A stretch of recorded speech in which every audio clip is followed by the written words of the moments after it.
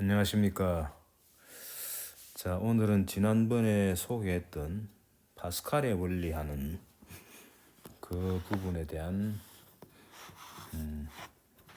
응용을 좀 해보겠습니다.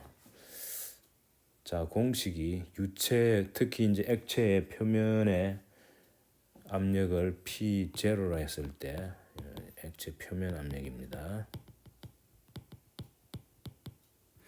그러면은 그 속 깊이 D 위치에서의 깊이가 D 되는 위치에서의 압력은 P0 더하기 로 액체 GD다는 이제 공식이 있었죠. 자, 요 식에서 요 표면에서의 압력을 우리가 조정할 수가 있습니다. 보통 이제 대기압 아무것도 없는 공기 중일 때는 대기압을 쓰는데 경우에 따라서는 밀폐된 이제 어떤 기체가 위에 있을 수 있고요. 그때는 압력은 임의의 값을 줄 수가 있죠. 조정해가지고. 그 다음 이제 뚜껑을, 지난번에 이제 뚜껑을 제가 소개했죠. 뚜껑을 덮으면 그 뚜껑의 이 무게 때문에 표면 압력이 또 증가할 수가 있습니다. 그래서 표면 압력을 우리가 조정할 수 있죠. 근데 중요한 거는 표면 압력을 조정하면은 요걸 변화시키면은 요 D만큼 밑에 들어간 부분의 압력도 그만큼 증가한다는 거죠. 근데 이 공식이 모든 이 액체 내부에서 성립되기 때문에 그래서 파스칼의 원리가 바로 그거죠. 그래서 표면 압력을 델타 P만큼 증가시킵니다. 표면 압력을. 그러면 델타 P가 이 액체 전체 골고루 말하자면 이제 퍼지는 것처럼 보이는 거죠. 똑같이 이제 모든 부분에서 같이 증가한다는 이게 바로 파스칼의 원리였죠. 자, 이걸 이용해 가지고 뭐 이걸 이용한다기보다 결국에 이제 이 식으로부터 나오는 이제 그런 어떤 응용입니다만은 이 바로 유압기라는 게 바로 이제 이런 아이디어입니다. 자, 소개를 하겠습니다. 이런 유관을 생각하면 됩니다. 자, 유관이 있는데 한쪽 이제 안에 액체가 이렇게 들어가 있습니다. 액체가 안에 로라는 로 액체를 적읍시다. 자, 여기에 이제 위에다가 이 압력을 조정하기 위해서 이제 뚜껑을 갖다가 근데 뚜껑 자체는 한번 넣으면 안 변하는데 사실은 뚜껑은 막 무시하는 걸로 질량을 무시할 수 있는 뚜껑을 이렇게 닫았습니다. 이제 뚜껑이 있습니다. 이쪽도 마찬가지예요. 근데 이 두 개 다 질량은 무시합시다. 대신에 이제 위에 물체를 놓을 겁니다. 그래서 뚜껑 질량 대신에 위에 이제 놓는 거 기준으로 하다 보니까 생각하기 좋게 이 뚜껑의 질량은 무시하자. 자, 여기 이제 스몰 m이라는 물체를 놓습니다. 여기 라지 m이라는 물체를 놓습니다. 질량이 다르죠. 자, 여기는 단면적을 A1이라 그러고요. 단면적을 A2라 그러겠습니다. 자, 관이 이제 U자 관의 왼쪽은 이제 단면적이 A1이고 오른쪽은 단면적이 A2죠. 이 단면적이 다릅니다. 자, 지난번에 이거 뚜껑의 질량이 M일 때 그 M에 의해서 표면에서의 압력이 mg분의 A만큼 A분의 mg만큼 그 mg를 A로 나눈 거죠. mg는 중력을 A로 나눈 거죠. 그래야 이제 압력이 나오죠. 그래서 요 표면에 요 표면이죠. 요 표면 바로 이제 말하자면은 요 액체에 이제 액체를 갖다가 지금 1쪽하고 1쪽이죠. 그다음에 2쪽하고 두 개를 분리해서 보면 됩니다. 요거는 2쪽이에요. 자, 그랬을 때 이 압력을 계산할 때 이제 1쪽에 있는 요 부분에서는 요 표면에 압력이 바로 요 스몰 m의 뚜껑 바로 밑이죠. 그걸 갖다가 우리가 P에 1쪽에 제로라 그럽시다. 자, 요건 뭐가 됩니까? 물론 이제 대기압도 있다고 봐야죠. 대기압은 뭐 P0 있다 칩시다. 바깥에 공기는 위에 이제 뚫려 있으니까 만약에 요 스몰 m, 라지 m도 질량이 없다면은 그냥 P0일 텐데 스몰 m이 들어감을 해가지고 mg를 면적 A1으로 나눠주면 이렇게 되겠죠. 여기 바로 P1 제로입니다. P1 제로. 마찬가지로 P2 제로는 뭐가 되겠습니까? P2 제로는 오른쪽에 요 뚜껑 바로 밑에 오른쪽 요 액체 표면 제일 윗면이죠. 제일 윗면 바로 거기에 압력은 마찬가지로 라지 M이 없으면 P0일 텐데 라지 M이 있으니까 라지 mg에다가 요 이제 면적이 A2니까 A2로 나눠주면 됩니다. 이 두 개가 만약 다르면 어떻게 되겠습니까? 표면에서의 압력이 다르면은 이게 밑으로 전달될 때 쭉 내려와 가지고 이제 이 쭉 밑에 요 지점하고 요 두 지점을 보겠습니다. 요 두 개의 상대 높이는 똑같아요. 상대 높이는 똑같은데 다만 이제 이 지금 원래 스몰 m하고 라지 m을 놓기 전에 평형 상태에 있었는데 스몰 m, 라지 m을 놨는데 만약에 요 P1 제로하고 P2 제로 방금 쓴 게 다르면은 어떻게 되겠습니까? 요 지금 내가 점 찍은 요 두 점 사이에 압력 차가 생기가지고 흐름이 생기겠죠. 근데 우리가 평형이라고 가정한단 말이지. 평형 상태라고 가정을 합시다. 평형 상태에 있으려면 요 두 지점에서의 압력이 똑같아야 되죠. 그렇다면은 P0 두 개, P0, 그 P1 제로하고 P2 제로 같아야 되죠. 논리가 뭐 간단하죠. 그 평형이라는 요 사실을 이용하면은 P1 제로하고 P2 제로가 같아야 된다. 출발점이 같아야 같은 깊이에 있는 요 두 점, 요 까만 두 점, 그 압력 차이가 0이 되죠. 압력이 똑같아지죠. 그래서 표면은 같아야 됩니다. 자, 이걸 보면은 이제 P1 제로가 P2 제로 보면은 P 제로는 공통으로 들어가 있으니까 상쇄되면은 따라서 mg over A1 하고 large mg over A2가 똑같아. 이런 식이 나오죠. 자, 그래서 요 G는 약분시켜 버리면은 small m은 large m보다도 A2분의 A1이 되는데 요 그림 보시면은 이제 A2를 좀 크게 그렸죠. A2가 크고 A1이 작으니까 small m이 large m보다 작단 말이죠. 그래서 요 뚜껑 위에 올린 질량이 다르더라도 단 면적에 비하고 똑같이 이렇게 비를 딱 맞춰주면은 평형이 된다는 걸 알 수 있습니다. 자, 근데 이제 이게 사실은 유압기의 원리에 해당되는데 왜 그러냐면 말이죠. 자, 요걸 이제 토대로 해가지고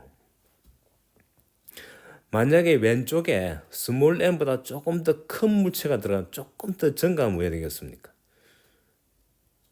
오른쪽은 라지 m이라는 이 아주 아까 얘기했듯이 이제 A2가 A1보다 크다면은 요걸 이제 우리 가정하는 거죠. 그렇다면 요 스케일론이 스몰 m이 라지 m보다 작단 말이죠. 근데 A2가 A1보다 큰데 그냥 단순하게 큰 게 아니고 아주 크다면은 A1은 좁질하고 A2는 아주 넓다 그러면은 스몰 m 값은 아주 작아도 되죠. 그 라지 m이 아주 무겁다 할지라도 스몰 m 예를 들어서 A1 대 A2가 한 1대 10쯤 된다 치면은 라지 m의 10분의 1 되는 질량을 놔도 이게 다 평형이 된다는 얘기죠. 그래서 오른쪽에서는 말하자면 라지 m이 꾹 눌리고 있잖아요. 아주 무거운 물체가 눌리는데 왼쪽에는 그 10분의 1만 살짝 눌러줘도 평형이 된다 이런 뜻이에요. 그럼 조금 힘을 조금만 더 주면 이제 오른쪽이 쑥 올라가겠죠. 근데 보면은 이게 평형 상태를 계속 유지하면서 힘을 조금만 줘도 올라간다는 얘기는 이 오른쪽이 무겁더라도 왼쪽 힘 조금만 주면 된다는 얘기죠. 그거 이해할 수 있겠죠. 그래서 M 값을 조금 증가시키는 대신에 사람이 엑스트라로 힘을 조금 더 주는 거죠. 그래서 사실은 이 이제 스몰 M, 라지 M은 그냥 평형 상태 이 힘의 비교를 위해서 쓴 거고 오른쪽에 누르는 힘보다 왼쪽에 누르는 힘은 그만큼 작다는 얘기예요. 그래서 거기서 조금만 더 주면은 평형이 깨지니까 위로 라지 M 쪽이 위로 올라가는 거예요. 아시겠죠? 그래서 M이 만약에 지금 여기 이제 쓰는 여기 M이죠. 요 값보다 M이 만약에 M이 A2분의 A1 곱하기 라지 M. 이 라지 M은 크지만 A2분의 A1이 아주 작은 값이기 때문에 요 전체는 작은 값이죠. 요것보다 조금만 더 크게 되면 어떻게 되느냐? 어떻게 되겠습니까? 이게 이 라지 M 쪽이 올라가겠어요? 내려가겠어요? 그 왼쪽에서 스몰 M으로 꾹 눌리니까 눌리는 그것 때문에 왼쪽에 표면 압력이 조금 증가했죠. 그게 그대로 전달돼 가지고 요 밑에 새까만 점 있죠. 그 원 쪽에 새까만 점에 그 압력이 더 커져 버리죠. 그럼 물이 이제 오른쪽 액체가 오른쪽으로 가니까 올라갑니다. 이때는 라지 M이 상승하게 되는 거예요. 상승. 그래서 이게 바로 무거운 물체를 쉽게 올리는 방법이에요. 무거운 물체를. 그래서 보통 우리 저 차 정비소 같은 데 가면은 차를 큰 판에 얹어 가지고 쑥 위로 올리잖아요. 올려야 밑에서 이제 작업하기 편하죠.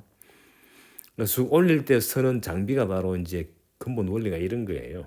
그 라지 M이 자동차고 스몰 M은 이제 기계적으로 이렇게 눌러주는 건데 그렇게 힘 많이 안 줘도 된다는 얘기예요. 무리하게 그냥 아주 힘을 세게 줘야 되는 그런 게 아니고 약한 힘만 줘도 쑥 위로 올라간다는 얘기죠. 단 이제 스몰 M을 이렇게 밑으로 조금 내리면 라지 M이 올라가는데 스몰 M이 M 쪽에 누르는 그 길이보다 라지 M 올라가는 길이가 짧죠. 그거는 쉽게 이해되죠. 좁으니까 물의 양, 이 액체 양은 똑같으니까 그 A1에서 밑으로 내려간 만큼 A2에 올라가니까 A2는 면적이 넓으니까 그만 조금 올라가죠. 거리적으로는 손해 보지만 힘적으로는 아주 이제 쉽게 올라가는 이게 유압기의 원리입니다. 이 유압기의 원리. 맞습니죠? 그래서 이런 압력이라는 이 개념이 상당히 편리하게 활용이 될 수 있다는 것을 알 수 있습니다. 자, 그다음 소개할 거는 이 토리첼리에 실험하는 게 있습니다.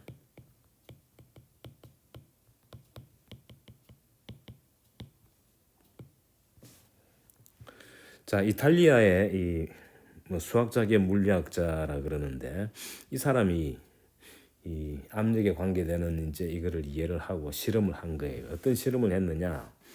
자, 이 이런 유리관에다가 길이가 이제 충분히 깁니다. 충분히 긴 유리관 여기에다가 수원을 잔뜩 넣습니다. 수원을 가득 채웁니다. 수원이 수원이에요. 빈틈없이 가득 채웁니다. 안에 공기가 들어간다든지 하면 안 되죠. 이 수원. 참고로 수원의 비중은 13.6이죠. 비중이 13.6입니다. 그 물보다도 13.6배 더 무거운 그런 이제 액체죠. 수원은 상온에서 액체입니다. 자, 그다음에 이제 통에다가 여기도 이제 수원을 이렇게 넣습니다. 여기도 수원이 들어가 있어요. 수원. 그다음 이거를 안으로 넣되 요 위에 이제 손으로 딱 막아 가지고 거꾸로 뒤집어 가지고 이렇게 쑥 집어넣는 거예요. 이렇게 손으로 막은 상태로 있죠. 손으로 손입니다. 막은 상태에 있는데 이거 손을 제거하는 게 나중에 제거합니다. 손을 제거하면 어떻게 되겠습니까? 이 위에 올라간 이 수원이 요 관을 따라 밑으로 좀 내려가겠죠. 그래가지고 평형 상태가 되면은 시간이 좀 지나면은 평형 상태가 되는데 물론 이제 요 관의 길이가 요 유리관이죠. 유리관의 길이가 충분히 길다고 봐야 됩니다. 충분히 길면은 이제 토리첼리가 실험을 한 결과 이렇게 충분히 길면은 적어도 뭐 대충 한 1m쯤 되는 걸로 보면 됩니다. 근데 위에 부분이 이렇게 내려옵니다. 내려와 가지고 더 이상 안 내려가고 딱 정지를 합니다. 이렇게 여기 이제 평형 상태가 되는 거예요. 시간 좀 경과돼야 되겠죠. 이 수온이 쭉 밑으로 내려오는데 걸리는 시간이 있고 또 이제 출렁거리다가 평형이 됐을 때 놀랍게도 이 길이가 여기에 딱 정해져 있습니다. 이 길이가 76cm입니다. 그리고 요 위에는 물론 이제 이 관의 길이를 길게 해도 마찬가지입니다. 요 수원 요 이제 기둥이죠. 말하자면 수원 기둥의 높이가 딱 76cm 되고 그다음 그 위에 부분은 유리관이 길든 짧든 딱 텅 빈 공간이 됩니다. 그러니까 유리관의 길이가 76cm보다도 짧으면 이게 수온이 안 내려간다는 얘기죠. 그래서 이 부분은 이제 사실상 이 부분은 빈 공간인데 이 공기가 들어갈 수가 없죠. 공기가 수온으로 막혀 있으니까 이 바깥에 공기 있습니다만은 여기는 진공이 된다고 보면 됩니다. 진공이니까 기체 분자가 막 때리는 바람에 압력이라는 게 생기는데 기체 분자가 없으니까 이거는 압력이 0입니다. 압력이 0으로 보면 됩니다. 자, 그래서 평형 상태가 되어 있는 거예요. 자, 이게 이제 유명한 토리첼리의 실험이에요. 자, 그러면 이게 이제 뭘 얘기하느냐? 사실은 여기 안 내려오는 이유는요. 이쪽에서 꾹 눌리고 있죠. 뭐가 눌립니까? 바로 P0라는 대기압이 누르고 있는 거예요. 대기압. 여기 이제 보통 평균적인 이제 압력으로 이렇게 공기 압력이 지구 표면에 공기 압력이 꾹 누르고 있어요. 그래서 이거보다 더 세게 눌리면 이제 수온이 쑥 더 올라갑니다. 76cm보다 더 올라가요. 그러니까 지금은 이제 뚜껑 같은 것도 없고, 그래서 오로지 이제 대기압, 지구 표면 근처에서의 이 공기 압력이죠. 으로 눌리는 힘에 의해 가지고 딱 76cm에서 정지하는 거예요. 그럼 이거로부터 아하 대기압이 얼마구나 하는 걸 계산할 수가 있습니다. 자, 어떻게 하면 되느냐? 자, 여기 아까처럼 까만 점을 2개 찍읍시다. 자, 그러면 이제 요 측면에서의 우리 압력의 계산, 그다음 요쪽 오른쪽 요 이제 관 기준으로 해가지고 압력 계산하면은 요걸 A라 그러고 B라 그러면 요 표면에서 요 깊이를 갖다가 S라 그럴까요? S만큼. 그러면은 PA는 뭐가 되겠습니까? 대기압이 표면의 압력이죠. 지금은 뚜껑이니면 이런 게 없으니까. 그 다음에 깊이가 S만큼 들어가니까요. 수온의 액체는 수온이죠. 수온의 밀도에다가 G에다가 S만큼 되고요. PB는 뭐가 되겠습니까? 요거는 출발점이 바로 저 위에 텅 빈 공간 바로 이제 표면 거기가 출발점이죠. 근데 거기는 진공이기 때문에 압력이 0이죠. 그래서 표면에서의 압력이 0입니다. 하지만은 밑으로 내려가면 내려갈수록 이제 수온에 의해서 G 곱하기 이제 이게 기준을 여기가 기준이 되니까 여기서 쭉 내려가는 거죠. 기준점이 여기가 됩니다. 요 부분이 기준점이에요. 그래서 요 깊이를 써줘야 되죠. 요거는 S고 S에다가 76cm를 대야죠. 그래서 여기는 S 더하기 76cm를 대줘야 됩니다. 자, 근데 여기 A하고 B가 지금 평형 상태라 그랬으니까 A하고 B에서 압력이 같아야죠. 평형 상태라는 조건 때문에 PA하고 PB가 같아야 된다. 따라서 요 동그라미 친 요 두 개가 같아야 되는 거예요. P0 더하기 로 수원, 로입니다. 로 밀도. 수원의 G의 S 이꼬르 제로는 안 써도 되겠죠. 로 수원 GS 더하기 로 수원 G 곱하기 76cm 이렇게 되는 거예요. 자, 요 두 개는 상쇄되가 없어지죠. 따라서 우리가 알고자 하는 대기압이죠. 대기압은 바로 수온의 밀도에다가 중력 가속도에다가 76cm를 곱하면 된다. 자, 이거는 뭐냐? 자, 수온의 비중이 13.6이니까 물의 밀도가 1000이죠. 1000 곱하기 13.6 kg per 미터 삼성. 여기 이제 로 값이고 G는 9.8 미터 per 세크 제곱. 그다음에 76cm는 0.76 미터죠. 요 곱하게 되면은 동그라미가 3개를 뒤로 다 줘버리면 13.6 곱하기 98 곱하기 76이고 그 다음에 킬로그램에 미터가 분모에 3개 분자에 2개니까 미터 세크 제곱 이렇게 되죠. 이렇게 됩니다. 자, 요거 계산하면요. 요거 뭐 컴퓨터로 계산기로 찍으면 답이 나오죠. 요거를 계산하면 얼마가 나오느냐.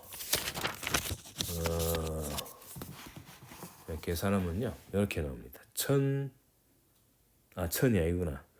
101,1292.8에 자, 참고로 요 단위는 킬로그램 미터 퍼 세크 제곱 요거를 또 1/미터 제곱으로 곱해준 거하고 똑같죠. 여기 뉴턴이고 여기에 미터 제곱을 나눠준 거니까 요거는 1012.928 하고 헥토파스칼이 되죠. 헥토파스칼. 요 이제 헥토가 100에 해당되고요. 파스칼이 뉴턴 퍼 미터 제곱이죠. 그래서 이거 대충 이제 1013으로 보통 우리 얘기합니다. 1013 헥토파스칼이다. 이게 1기압입니다. 이게 바로 1기압 하는 게 바로 우리 대기압이죠. 근데 실제로 이제 정확히 이거 같지는 않겠죠. 지역에 따라서 조금씩 압력 차이가 되기도 합니다. 고기압도 있고 저기압도, 이거보다 크면 이제 고기압이 되는 거고, 작으면 저기압이죠. 그래서 압력 차가 일반적으로 이제 생기고 그것 때문에 바람이 붑니다만은 뭐 지금은 그냥 실험실 조용한 공기니까 그냥 이 정도로 보면 됩니다. 자, 그래서 이 토리첼리가 사실 이 대기압의 1기압이 어느 정도 된다는 걸 정확하게 실험으로 이렇게 계산하게 되는 이제 계기가 된 거죠. 자, 만약에 이 수원을 안 쓰고 다른 액체를 쓰면 어떻게 되느냐? 그 요 정도 되는 P0에 해당되는 이 P0의 공식이 바로 사실 요거죠. 여기 이제 수원을 썼기 때문에 76cm인데 요거는 이제 대기압은 딱 고정돼 있죠. 뭐 실험을 뭘로 하느냐에 따라 대기압 바뀌는 거 아니니까 이건 정해져 있고, 그다음 G도 정해져 있죠. 그다음 문제는 요 액체의 밀도가 얼마냐에 따라 높이가 정해지는 거죠. 그래서 만약에 수온 대신에 물을 사용하면 어떻게 되겠습니까? 자, 참고로 수온 대신 요 토리첼리 실험에 물을 이용하면 한다면 물 기둥의 높이가 얼마가 되겠느냐 이거예요. 그래서 로 수온 곱하기 76cm를 로 물 곱하기 이제 물의 값이죠. 물의 값을 H라 그럽시다. 이 H 묻는 거죠. 그래서 따라서 H는 뭐냐? 76cm를 로 수온 나누기 로 물이죠. 여기 바로 수온의 비중이죠. 13.6 곱하기 76을 0.76으로 쓰고 미터로 씁시다. 요 이제 계산하면요, 이게 얼마가 나오느냐 하면은 10.336이 나온답니다. 10.336 미터다. 그 10m하고 30cm가 더 되는 거죠. 사실은 이렇게 긴 이 유리관을 만들기가 힘들죠. 그래서 사실 물로는 실험하기가 거의 뭐 어렵다고 봐야죠. 10m면은 3, 4층 정도의 건물 높이에 해당되는데 그런 유리관을 만들기도 힘들 뿐 아니라 거기에 뭐 채워가지고 작업하기도 쉽지 않겠죠. 다행히 수온이라는 이 상온에서 액체로 존재하는 이런 액체가 있다는 게 참 다행스러운 일이 아닌가 하는 생각이 듭니다. 자, 그래서 이제 정적인 상태에서 우리가 이게 할 수 있는 여러 가지 문제가 있습니다만은 대충 제가 소개한 이 정도고요. 자, 근데 압력이 이제 깊이에 따라서 압력이 달라지기 때문에 이제 이런 문제 예를 들어서 한번 볼까요? 자, 이렇게.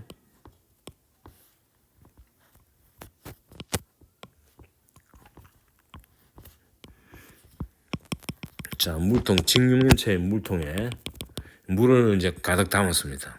안에 물이 가득 들어가. 물보다 그냥 액체라 칩시다. 액체가 이제 들어간 거예요. 이제 로 값이 주어져 있겠죠. 자, 그랬을 때 이제 이건 뭐 표면은 대기로 보고요. P0로 보고. 자, 이때 요 면 중에서 요 윗면은 사실은 이제 이건 물 표면이고, 그다음 아랫면이 바닥이죠. 바닥이 힘을 많이 받죠. 요 바닥은 높이가 이제 H라 그러면은 높이 가지고 H고, 가로 길이는 A고 세로 길이는 B라 그럽시다. A, B, H.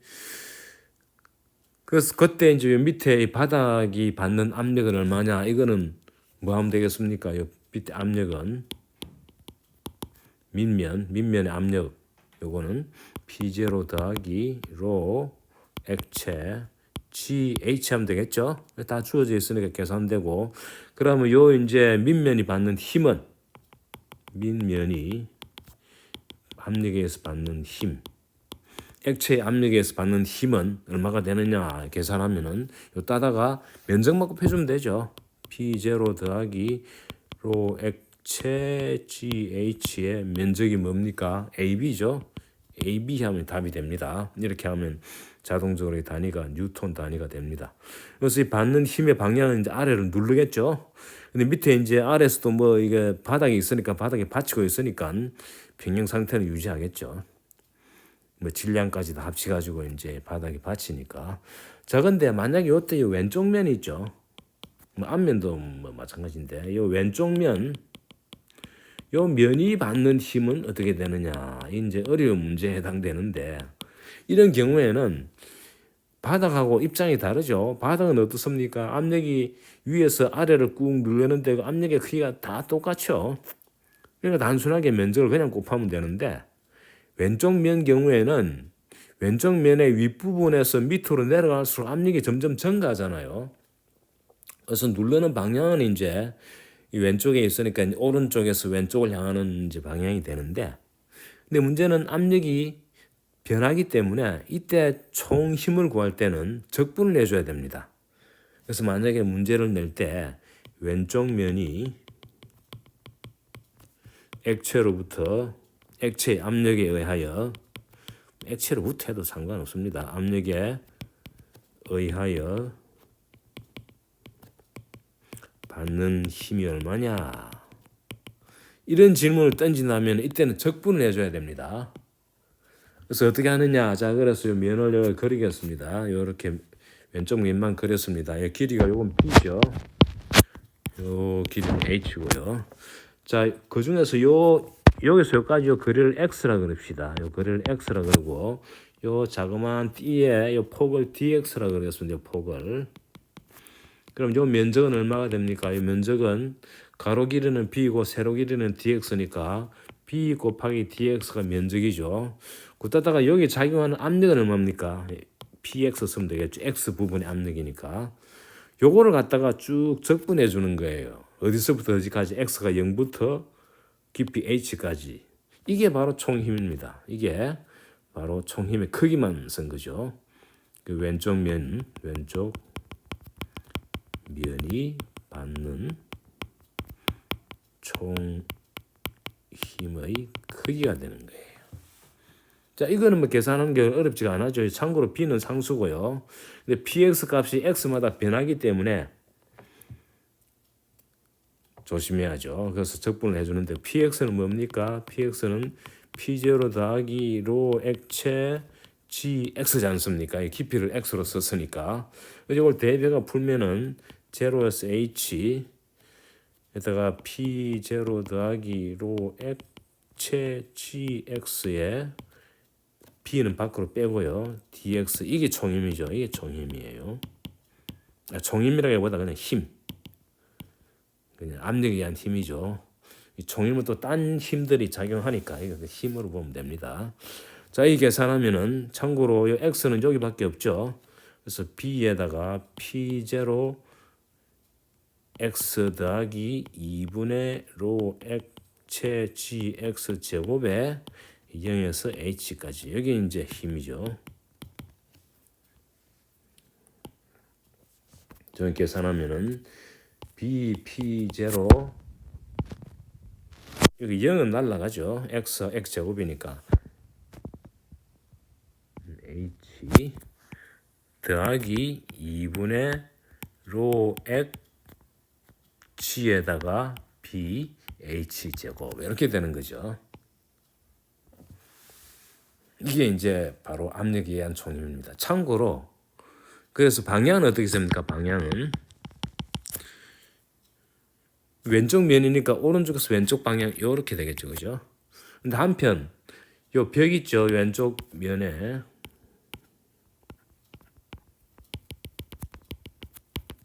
안에 물이 가득 차 있, 액체가 가득 차 있습니다. 이쪽에서 또 공기가 밀고 있죠, 공기.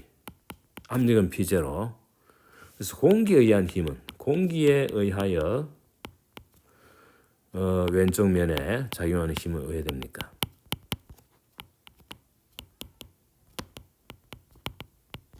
이거는 이 P0는 똑같으니까 P0 곱하기 넓이만 하면 되겠죠? 넓이는 B 곱하기 H죠. 그래서 P0BH 요건 방향은 어떻게 됩니까? 방향은 왼쪽에서 오른쪽으로 미는 힘이겠죠. 그래서 이제 사실은 요 압력에 의한 거 오른쪽에서는 이제 액체가 누르고 왼쪽에서는 공기가 누르죠. 두 개 보면은 이 앞부분 요 두 개는 서로 상쇄됩니다. 방향이 요건 요쪽이고 방향이 이쪽이니까. 그래서 압력에 의한 힘만 따지면 요거밖에 없는데 그 외에 또 힘이 있죠. 어디 힘이 있습니까? 요 면하고 요 아래 면이 여기 접착한 요 T자 부분 있죠. 여기 꽉 잡고 있죠. 이게 만약에 느슨하면은 당연히 왼쪽으로 이 벽이 무너져 나가죠. 이 액체 힘 때문에. 그러니까 사실 이 힘들이 있으니까 평형을 유지하는 거죠. 그요 T자 부분의 힘이 바로 정확하게 요 부분에 해당되겠죠. 그래서 압력이 일정하지 않을 경우에 면에 작용하는 힘을 계산할 때는 이렇게 적분해야 된다는 사실을 그냥 소개를 했습니다. 어떻게 하는지 사실은 이제 압력이 어떻게 주어지느냐에 따라 다른데 액체의 경우에는 다행스럽게도 쉽게 이렇게 적분이 됩니다. 자, 수고하셨습니다.